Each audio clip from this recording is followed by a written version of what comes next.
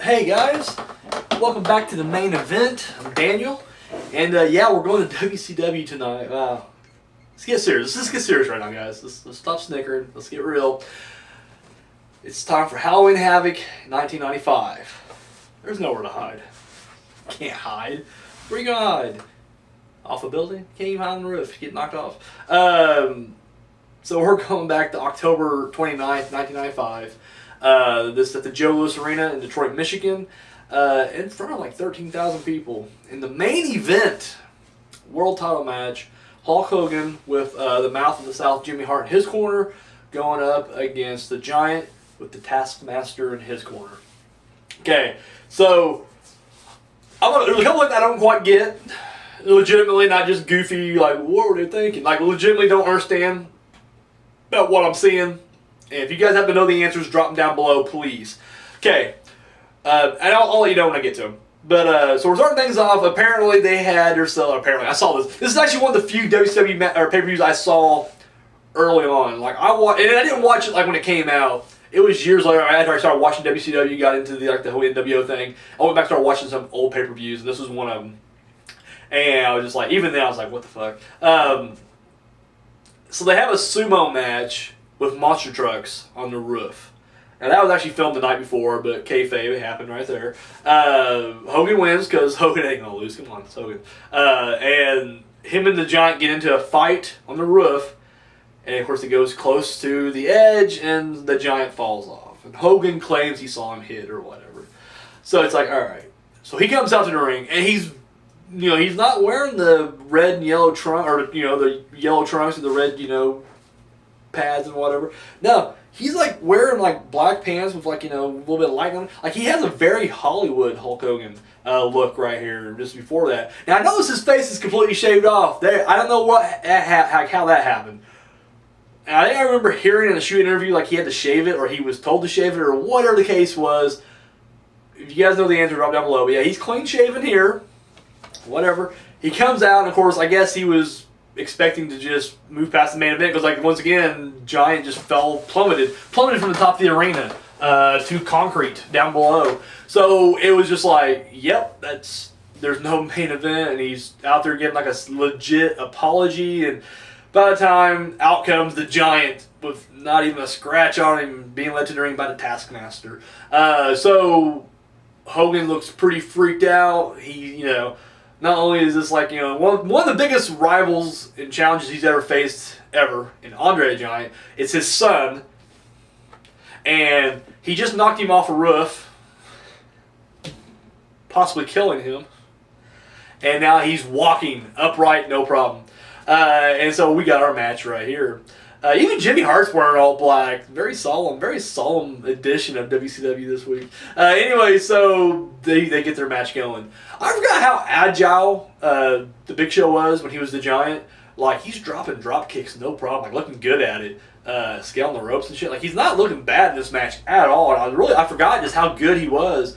Isn't it funny though? He fell from the top of the arena, no problem. But then Nash breaks his neck in like 2 years and has to wear a neck brace forever. I actually had the action figure. I had the Giant action figure with the neck brace on it. And I was like, really? Like, every time I wrestled the Giant, he has to wear a neck brace.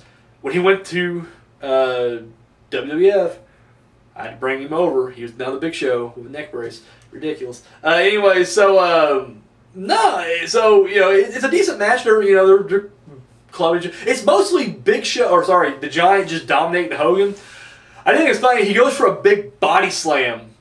But instead of slamming up here, like he comes down with him first and then he drops him. Now, don't get me wrong, that's still a decent sized slam. Still, yeah, you're just like, why aren't you just driving him up there? Is it because Hogan refuses to take that big bump? Like, don't get me wrong, I know Hogan's old as shit and a big bump like that could be, it's more dangerous than it needs to be. But still, yeah, it's like, I'm sure the jobbers he was fighting around that area, he was just tossing them around with reckless abandon. But Hogan, he's just like, I'll bring you down closer. There you go. Now I'll drop you. This is an observation. Sorry, guys. So anyways, yeah, so they're battling out. There is one point where the match just stops. The Giant throws on I'm going to call it Big Show. Big Show throws on a bear hug on Hogan. And I'm not sure how long this thing goes for, but I swear it feels like 10 minutes. Like, it's just the most boring ass. And then, like, it just feels like he just, like, it goes forever. And, like, Hogan's trying to hulk up and get in there, and he's clubbing away, and it's not working, and he just drops. But instead of Big Show just holding it on, he just drops him. He's just like, eh. It's like, what? You know, you go for a pin right here. At one point, Hogan's do-rag comes off, and it reveals that he's got the black, like, forehead face paint, if you will, that Kevin Sullivan, the Taskmaster, has.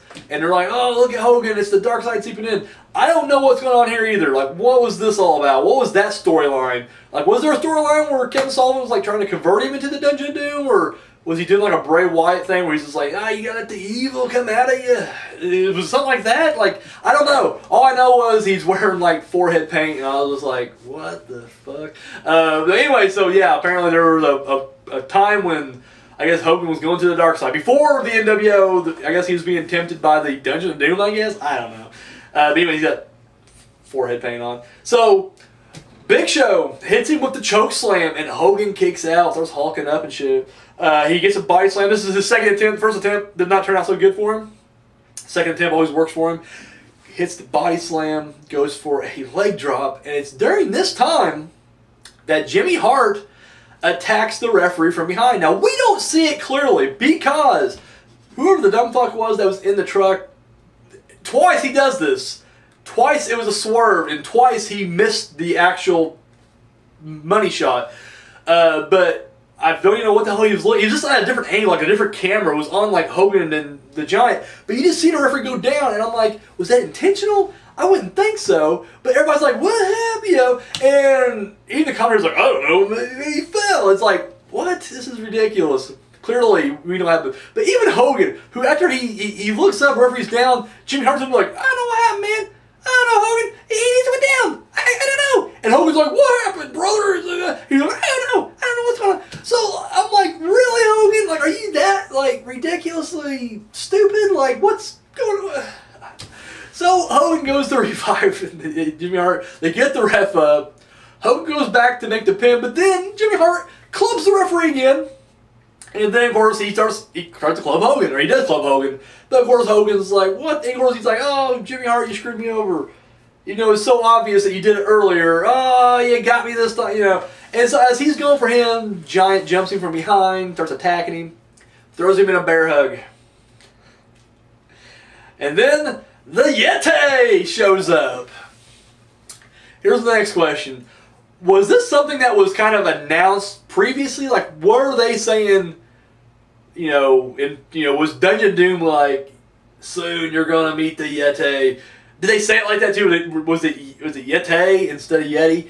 Either way, but was this something that we knew? Because, like, Tony Schiavone knew who he was immediately. He's like, the Yeti! And I was like, alright. I guess we know this guy already. Did he do some pre-match promos? What was going on? The Yeti comes out. Now, this is something that's been mentioned by everybody on the internet. Anybody who's ever wrote a review or made a video or snarky comments, on a podcast. This has been said to death, but I feel like I wouldn't be doing it justice if I didn't also jump in on this. But he's not a Yeti at all. He's a mummy walking like Frankenstein's monster. It's like, what?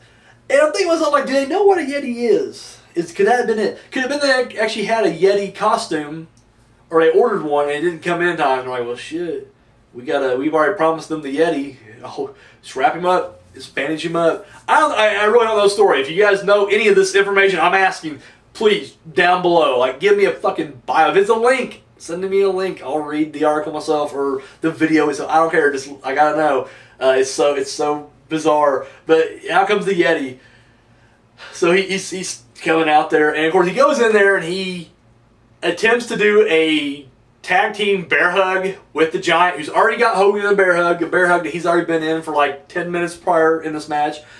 And now Yeti's coming in. Now, don't get me wrong, obviously, even if you try to go low with it, it's still going to look pretty bad. Now, I would suggest, if you were going to do this, that you would drop down and put your shoulder into Hogan's back and then push. And don't get me wrong, I'm not saying it's going to look incredibly great. It will look better. However, if you're not going to put the shoulder, at least go low with it. Once again, it looks a little odd, but you can still give the impression you're getting a bear hug. No, the Yeti literally comes in for a group hug, puts his arms like on the Big Show's shoulders, and then just starts like gyrating. And I was like, even when I watched it at a young age, I was just like, yeah, this is ridiculous. Like, this is a joke. There's no other way to put it. Like, it was like they're humping. They are humping Hogan. And dude, Hogan's selling like he just got AIDS. Like, seriously. He's selling like someone's like, hey, there's AIDS at the end of this needle, and they threw the needle at it. And he goes, ah! Oh, God, no! That is exactly how he was selling it. Like, it was the most painful thing he's ever experienced in his life. The Yeti. So then out comes Savage and Luger. Allies of Hulkamania, if you will. So they run into the ring, and at this point, I forget what the camera is looking at again, but the camera pans away for whatever reason, and then we see come back, and Luger's beating up Savage. And I was like, that's twice. We don't get to see the actual swerve. We already get like him. So the impact that Luger turning on Savage is kind of lost a little bit. It lessens the impact, the blow, if you will, because now we're looking at it like, wait, what? Is Luger beating up Savage? Like, what the fuck's going on? And while this is happening, now Big Show is beating up Hogan. The Yeti's just standing there, and at one point he even kind of scratches his nose, which is just hilarious to me, because I'm like, can you imagine like any other like horror movie villain just doing that? Like Jason Voorhees or Frankenstein's Monster, the Mummy, the real Mummy. Michael Myers. Like, Myers is looking at Jamie Lee Curtis. She's in school, she's talking in class, and he's standing there. He's like, I gotta wait for her to look out here so she can see me, and then when she turns away, I'm gonna step behind a tree, and then I'll be gone. And he's waiting for this moment, and his nose itches, and he's just like, okay, back to being a serial killer. Just serious. That's why it took me out of it. Like, even though, like, I know it's Ron Reese, it's fucking Super Ninja, and whatever names he had, it was like, I'll still go along with it fine. You are a Yeti mummy or whatever. You're part of the Dungeon of Doom. You come from the underworld, whatever. I'll buy it. But then he's just like, I guess monsters got itched your nose too. So it just at this point it's a mess. Everybody's just beating down Savage and Hogan. The referee gets up at this point and he just awards the match to Big Show. And I was like, what? Like, I was honestly confused for a second. I didn't quite get it. And even now, I get it, but it's ridiculous. So, like, he was beaten from behind. Like, he was hit twice now by Jimmy Hart. I guess once he didn't know, but then the second time was pretty obvious, I guess. Jimmy had talking up. He's like, hey, good thing. And then Jimmy hits him. So, clearly, yeah, Jimmy Hart is Hogan's manager. So, they, get that going on. So he's like, well, if you're Hogan's manager and you hit me, I guess I'm throwing the match out. Hogan loses by DQ. So, okay, I kind of get it. But when you wake up, because once again, when you went out, it was Hogan and Giant in the ring. And Jimmy Hart hitting you. You wake up, and now you got Luger beating the shit out of Savage. You got a giant mummy, a 7'4" mummy just hanging out. He doesn't find any of this odd. He's just like, he wakes up, he's like, oh, there's a mummy. And there's Luger and Savage getting his ass kicked. Hogan's on the ground. Giant's beating him up. Kevin Sullivan and Jimmy Hart are together like, yeah, beat him up. And he's just like, well, clearly you're in cahoots with Hogan. You try to take me out. I'm DQing Hogan. This don't seem weird to me at all. Clearly you're trying to cheat on Hogan's behalf. DQing him. What? It's the most ridiculous, like, when you try to make sense of it, it makes your head hurt. It really does. My head's hurting my head's throbbing right now, trying to make sense of this. And he does, he DQs Hogan. Giant wins his first match. And it's just like, alright, I guess. I just love the fact that there's a giant mummy, and the referee don't even blink. He's just like, oh yeah. It's Halloween Havoc. Of course, there's a giant mummy. Like, why wouldn't there be a giant mummy? Hogan, you're disqualified. It's over. So then they continue. And I think Luger throws them both in the rack. And I'm sure there's a choke slam in there. And Ron Reese was just kind of scratching his nose. And not even like being a mummy anymore. He's just like a normal guy. Like, it's like, we're laying smack down on these guys. Am I right? It looks weird. And that's how it is. Hogan, Savage laid out. Just done. And that's it. Now, I'm pretty sure that somehow they, if I'm not mistaken, I think they talked about how in the contract the Giant won the title because it could change hands on DQ, but then since it wasn't necessarily brought up at the event or the fact that Jimmy Hart had something to do with it, they stripped stripped Giant the title, and they put it up in World War III. I think, if I'm wrong or if I'm correct, either way, let me know how that happened. But as far as this match goes, it's Giant wins, DQ doesn't get the title, but yeah, I want to say a couple weeks after this they actually did strip him of the title or gave it to Giant, but then they stripped him of it anyways. Or it was some kind of fucking debacle like that. But either way, it's what went down. It's what happened. So yeah, that was Halloween Havoc 1995. So what I go with this match? The match itself isn't bad. Now take out the ending, and then take out the ridiculous story going into it where Giant falls off the building, and then take out that ridiculous 10-minute bear hug. It's not a bad match. Hogan does Hogan things.